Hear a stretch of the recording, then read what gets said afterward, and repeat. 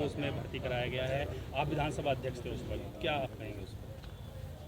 देखिए, जो भी नियुक्ति वहाँ पे की गई, एक तो ये स्पष्ट कर दूं कि वो एक टेम्परेरी अरेंजमेंट है, दूसरा वो नियमानुसार हुई है। अब उसमें अपनों की पराये की ये बात मेरी समझ में क्यों कह रहे हैं।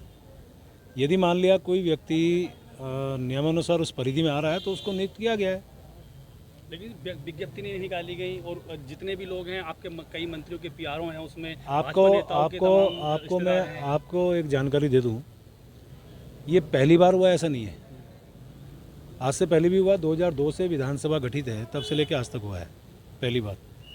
दूसरी बात यह है कि आवश्यकता अनुसार यदि जब किसी माननीय अध्यक्ष को लगता है कि उसमें मैन पावर की आवश्यकता है तो वो नियुक्त करता है, उसी आधार पे इस बार भी हुआ। और विज्ञप्ति की जहाँ तक बात कर रहे हैं, 21 साल के इतिहास में पहली बार उत्तराखंड की विधानसभा में एग्ज़ाम कराया गया। लेकिन भर्ती तो नहीं हुई। अभी आप सुन तो लीजिए भाई साहब, यदि आप ही को जवाब सवाल करने से मेरे से क्यों पूछ रहे हो।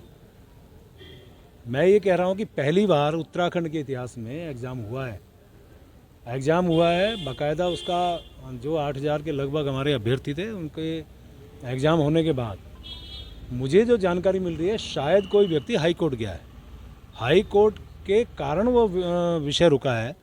वो प्रश्न पत्र जिन्होंने हल किए हैं वो बाकायदा स्ट्रांग रूम में हैं अभी, तो इसलिए उस पर हम कोई टिप्पणी नहीं कर सकते क्योंकि हाई कोर्ट का मामला है।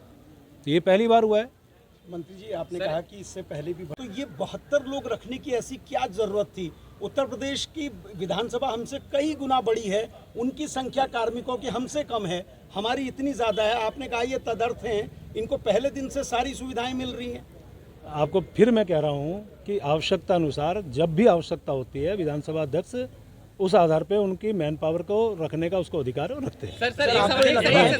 जांच होनी चाहिए। 72 लोग जो भर्ती हुए थे, मेरा कहने का मतलब है कि आप उस समय अध्यक्ष थे, ये 72 लोगों के लिए जैसे आपने 35 लोगों की विज्ञप्ति निकाली, उनके लिए विज्ञप्ति निकाली थी या फिर इनको कैसे भर्ती? टेम्परेरी अरेंजमेंट है, मैंने कहा ना आपको। कोई विज्ञप्ति नहीं निकाली? नहीं, इसमें विज्ञप्ति लगाने का कोई मतलब नहीं है, टेम्परेरी अरेंजमेंट है। टेम्परेरी अरेंजमेंट वालों को टाइप 2, टाइप 3, टाइप 4 के मकान भी दे दिए गए। नहीं, वो मुझे जानकारी नहीं है। तो उसकी मुझे जानकारी विधानसभा में उसकी जांच की आवश्यकता है, क्या जांच होनी चाहिए? देखिए, मैंने क्या कहा, सब नियमानुसार हुआ है, तो अभी जांच का विषय कहाँ से आता है? नियमानुसार किया है, टेम्परेरी अरेंजमेंट है, आवश्यकता जब पड़ती किया जाता है। हमारे यहाँ गैरसैंण को ग्रीष्मकालीन राजधानी घोषित किया गया, यदि वहाँ मैन पावर की आवश्यकता है तो क्या करेंगे? हम एग्जाम का वेट करेंगे? आवश्यकता पड़ेगी करेंगे ना, अधिकांश लोग वहाँ पे हैं।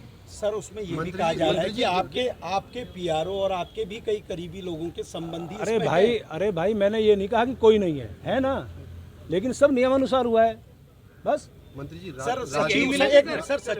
सचिव की नियुक्ति आपको गलत नहीं लगती है? 1 साल में 3 प्रमोशन मिल जाते हैं। जो नवंबर 2021 तक वो डिप्टी सेक्रेटरी थे शोध के, ठीक है, दिसंबर में वो एडिशनल भी हो जाते हैं, जॉइंट भी हो जाते हैं, सचिव भी हो जाते हैं। ठीक है, शिथिलता अधिकार है अध्यक्ष विधानसभा को, शिथिलता का अधिकार के नाते उनको दिया है। फाइनेंस कंट्रोलर क्यों नहीं रखा सर, जब शासन ने भेजा था? वो विधानसभा से पूछिए। मंत्री जी, राजनीति में सुनिए तो, राजनीति में नैतिकता एक बड़ी चीज होती है। ऐसी नैतिकता आपको लगता है कि मंत्रियों या उनकी जगह सीधे रूप से आप लोग भर्ती करते हैं, स्वच्छ रूप से? भैया, मैंने फिर कहा नियमानुसार भर्ती हुई है, तो बार बार एक ही सवाल का जवाब क्या? समर्थन करेंगे आप? ये नियमानुसार भर्ती हुई है और निश्चित रूप से नियमानुसार भर्ती हुई है। नियमानुसार ये है ना कि यदि आपको आवश्यकता पड़ती है तो आप उनको अपने तरीके से जो उसकी योग्यता उसके आधार पर निकालने की जरूरत पड़ती है। विज्ञप्ति निकाली है, जिसका एग्जाम कराया गया है, वो तो भर्ती हुए नहीं, तो वो एग्जाम हाई कोर्ट में लंबित है ना। कहाँ से भर्ती हुए सर? भर्ती मैंने कहा ना, टेम्परेरी अरेंजमेंट नहीं